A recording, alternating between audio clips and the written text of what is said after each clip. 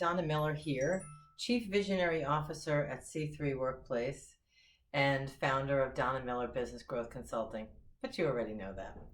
Today, I want to take a few minutes to talk to you in this video blog about something that I've done. Initially, it was unintentional and then it became very strategic, which is a bit of a pattern for me. But I want to talk about, ready? Building a business that runs without you involved in the day-to-day and every little detail. Sounds pretty good, right?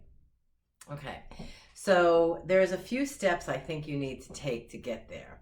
And it's as many things that lead to success are. It could be simple, and that doesn't necessarily mean it's easy. So, number one, you need to build infrastructure. You need to have the systems in place that will help you to delegate, to scale, and actually build value for your company, which goes to exit strategy, which your company, trust me, will be worth way more if it runs without you involved in the day-to-day. So some of those infrastructure items are going to be, do you have a CRM in place? Do you have written SOPs in place? Do you have the technology you need to run the business? Is that technology connected in a way that creates economies of labor? So first of all, make sure you are building your business on a solid administrative processes, procedures, workflow, and infrastructure. What technology are you using?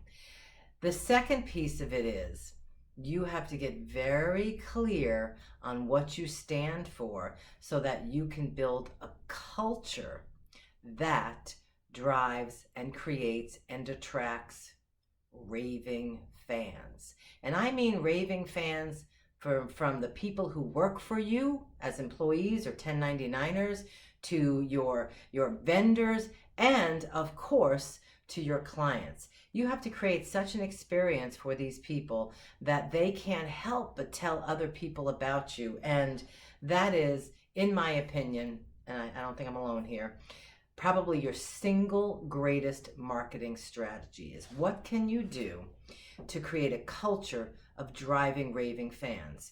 That also means in terms of building a business that runs without you involved in the day-to-day, guess what? If you're driving raving fans, if you're creating raving fans, you're not the only person rainmaking for your company.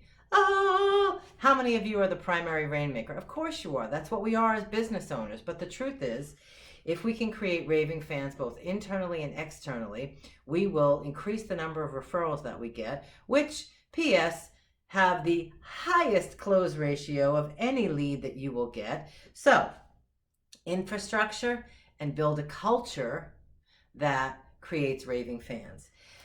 And the last piece of it is what I always come down to and I always talk about with you. It's behavior. How do you track success? How do you create the metrics so that you can replicate success? I believe how you do that is by creating a quantifiable behavior plan, and you use a CRM system to measure how you are converting your leads and where you're converting your leads. So for me, that starts out with getting very clear on my 20%. You've heard me talk about this many times. What is the 20% of what you do that drives 80% of the results? In my opinion, your 20% is going to be around centers of influence or strategic partners.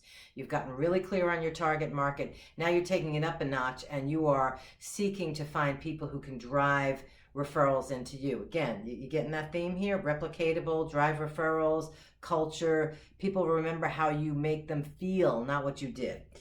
So my behavior plan is focused on making a certain number of calls per week, per day. And in my last blog, I talked about, for me, 2022 is the year of reconnecting. I know so many people, and so do you.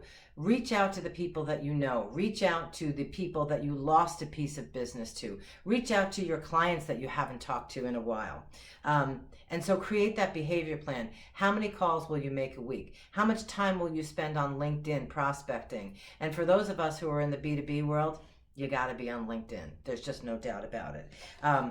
How many times will you give referrals? Because the more you give referrals, the more you'll get referrals.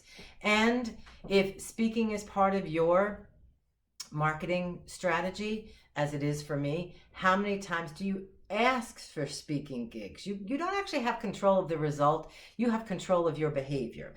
So ask, give referrals, do the things that you know will come back to you in returned referrals and opportunities. So if you would like to begin the process or continue with the process of building a business that runs without you involved in the day-to-day, every little minutia detail, it's about infrastructure, it's about creating a culture that will drive referrals, and then it's about determining what success looks like in terms of what's the behavior that derives the results that you want to create so that you can then replicate that with other people or even with your own activity. So look at the comments on this post. We have a couple of webinars coming up that you can participate in that will expand on this topic.